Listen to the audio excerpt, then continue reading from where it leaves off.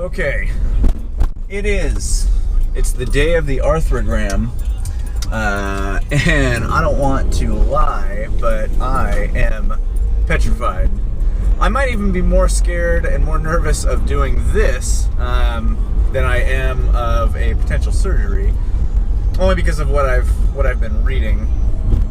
So apparently what they're going to do is they're going to inject a bottle, and I've even read as much as a couple of bottles of lidocaine into my shoulder joint, and then they're going to inject the contrast dye into my shoulder joint. So that happens at 11. I have to get there 10:45. That happens at 11 a.m.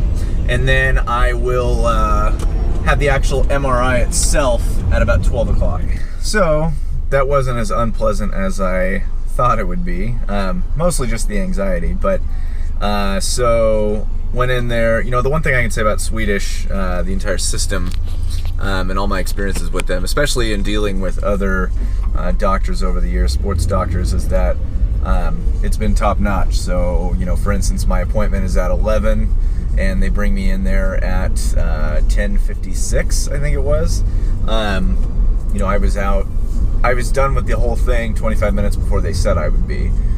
You know, those kind of things go a long way in terms of my confidence level in a facility, regardless really of what it is they do or things like that.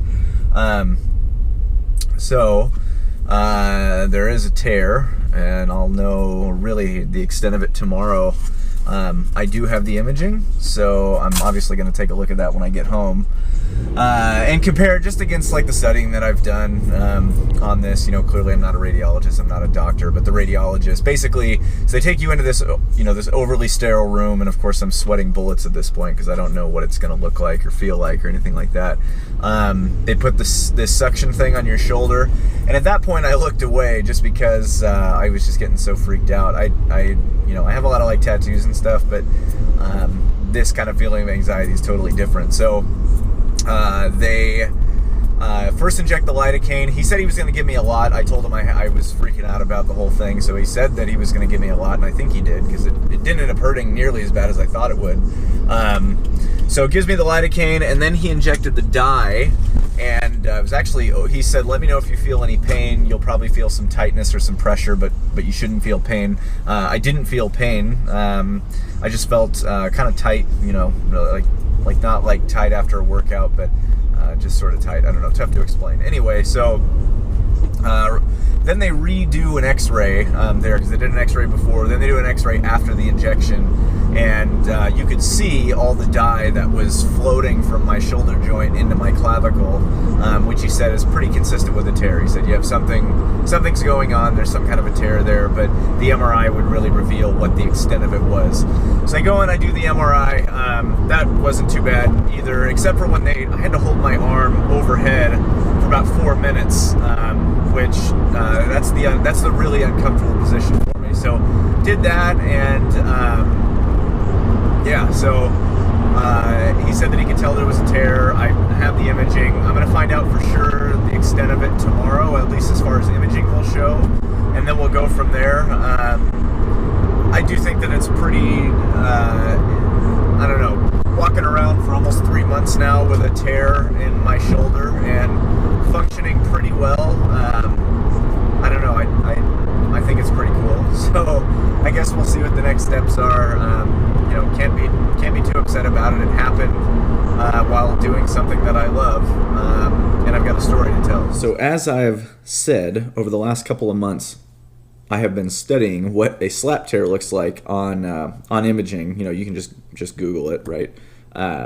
Google slap tear. They all look very, very straightforward. They all look exactly the same. So this is a Googled slap tear, and as you can see, it has this frayed piece up here in the upper right hand part, which is the tear. And then you look at mine, right there is the frayed part on mine. So it is definitely torn apart. So I guess, you know, tomorrow we'll find out really how much, but you know, this is where we're sitting right now. So really just confirming kind of what I already knew, you know, a bummer. But we're going to run down to Industrious and talk to Molly, talk to Steve-O, you know, give him an update. So that's what I got. All right, we are back at the doctor. We're gonna go talk to Dr. Jurek here in the next few minutes. Got to be inside in 11 minutes, so got here just a little bit early, and then we will see what's coming next. So, I got my official diagnosis a couple of hours ago. Again, for the last few months, I've expected a labrum tear, or a slat tear, or some kind of a bicep issue.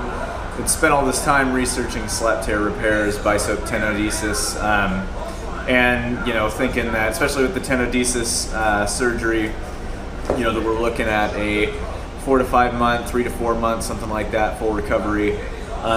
Turns out that the actual what happened is that the humeral anterior,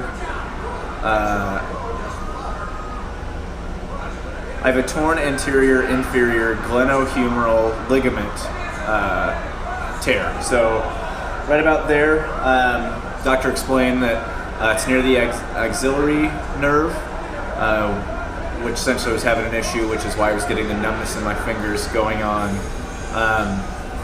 The most disheartening thing about all this is just that, and then I have a bone bruise in my humerus as well. So she said that's not too big of a deal. It says fracture on the MRI report. She says she doesn't believe that based on what she's looking at. But nevertheless, recovery again, I was thinking 3 to 4 months, 4 to 5 months, something like that. 8 months of recovery. It's going to be 5 to 6 months before post-op, before I can hold the bar overhead. It's going to be 2 to 3 months before I can squat with a bar on my back. And 6 weeks in a sling, which is about double of what I thought initially. So, I'm kind of coming to terms with all this stuff and just trying to deal with it.